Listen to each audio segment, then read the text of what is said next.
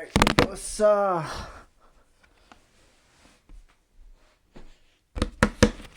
we're recording. Welcome back to the channel. My name is Giovanni Grande. Today I got off a phone call with a friend back at home. And right now I'm living in Japan and all my friends, my homies, they're all out in New York or somewhere along the east coast of America. But today I talked to my friend and he recently started studying Japanese. And I started thinking about like what I could have said to him, what study tactics he could start implementing right now because I've been studying for about 2 years. So I know some of the things that I probably would have struggled with in the beginning.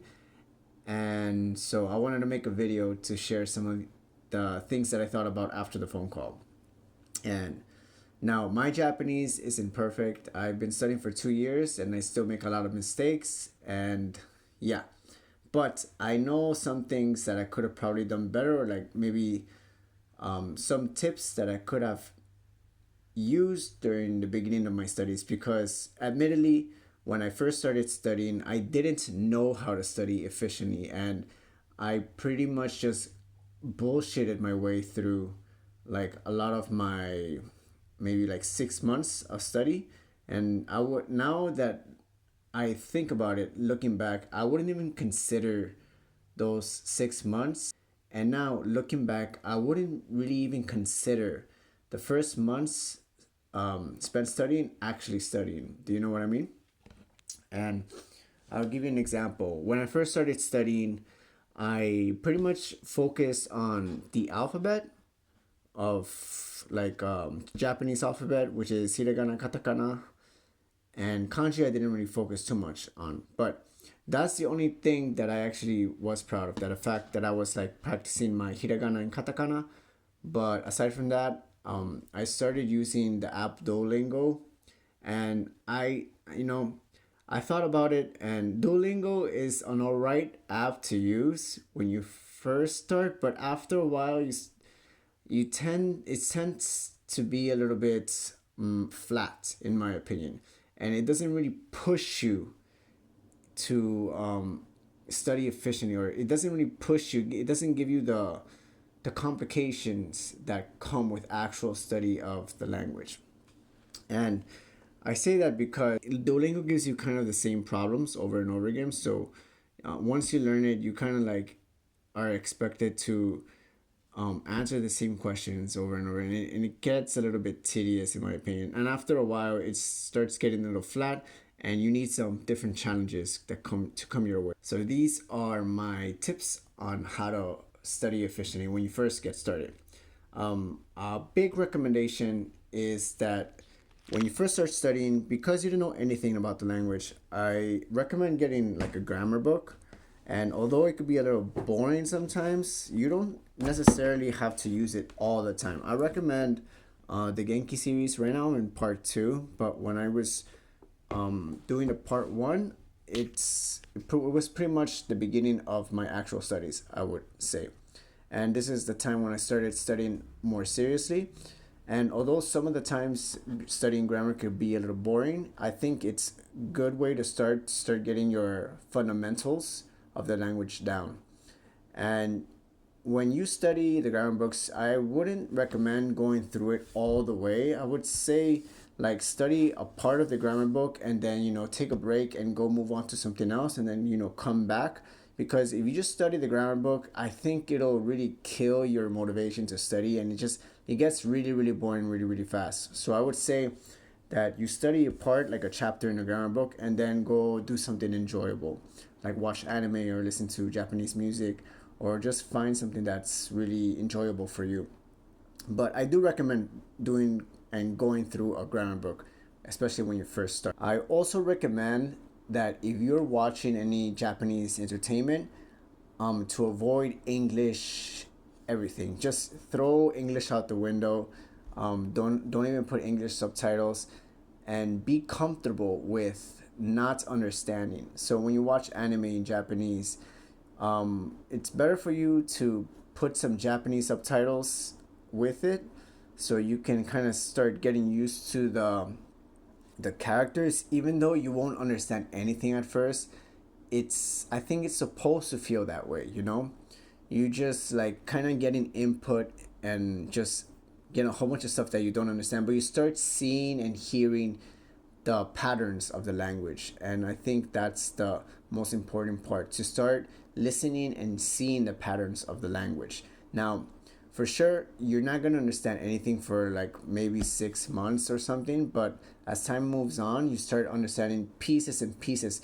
And I like to think of the language to be like this giant puzzle. And although you might not understand like 100% of the language, you start piecing things together, and eventually things start making sense.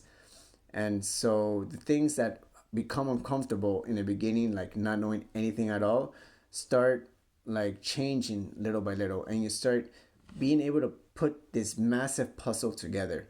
And with that comes like a lot of joy and satisfaction, as you know, as you start learning the language of Japanese.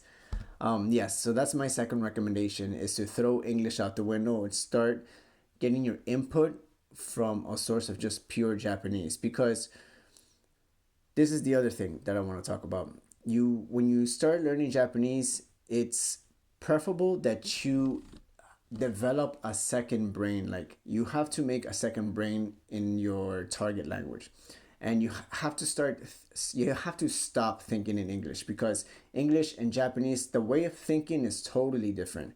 And once you start developing this new brain in Japanese, it'll benefit you a lot further, and really really boost your understanding of the language, if that makes any sense. Yes. So yeah, stop watching English stuff and start developing your second brain in Japanese. The last thing that I do recommend is, this is for your output. And your output is your speaking and your writing. So I really recommend, after maybe like 3 months of solo study, to try and go find a study buddy and go to like language events or something that will give you the opportunity to like speak Japanese, because that's the best part about learning the language, your ability to speak.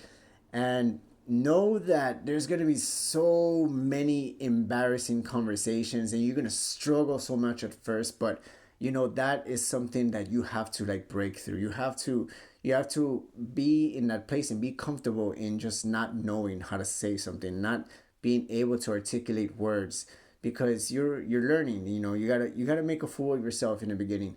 And yes, but the important part is to really try to like muster the words out little by little. You start figuring it out, and you know, it's like it's like anything new that you try. You know, if you start dancing or something, you're not gonna know anything, and you're not gonna be able to perform the way you see it in your head.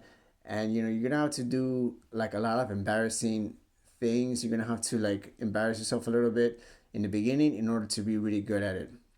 But yeah, that's the last thing that I recommend. Your For your speaking, I recommend you go to like language events, find somebody to practice with, and find a place that gives you the opportunity to speak. Yeah. Anyways, guys, that's the last thing that I want to talk about. So yes, to in conclusion, get yourself a grammar book. Get yourself a good grammar textbook. Um, Ditch English. Forget about English. That's not what you're trying to learn. You already know English, hopefully, I think. You're trying to learn Japanese, so develop your second brain in Japanese and start thinking in Japanese. And the last thing is to find a study buddy or go to like language events and just talk in Japanese. The biggest thing is to be patient with yourself. You know, learning the second language is extremely, it's not extremely hard, but it takes a long time. Just keep that in mind. And when you feel down about something, when you don't understand and you start kicking yourself, just these are the moments where a lot of people quit, and these are the moments where you kind of have to put your head down a bit, and know that you just have to keep going. Study, and if you don't understand anything, just know that the next day might be better, and just keep studying, but don't stop, because you know when you're learning the language, it's a journey. All right. So yes, I just wanted to say that last thing. Yeah. And And also be sure to take some breaks, you know. Of course, indulge in Japanese input and watch all your favorite Japanese things, but you also, I think sometimes you have to take some breaks and just like take a break from Japanese and then you go back at it. But the important part is to actually go back at it. Don't take breaks that are too long because eventually you'll lose interest. And I don't know, just keep going and remember that this is like a mountain to climb. All right. Anyways, all right, I'll close off with that because I feel like I said a lot already. My voice is already drying up.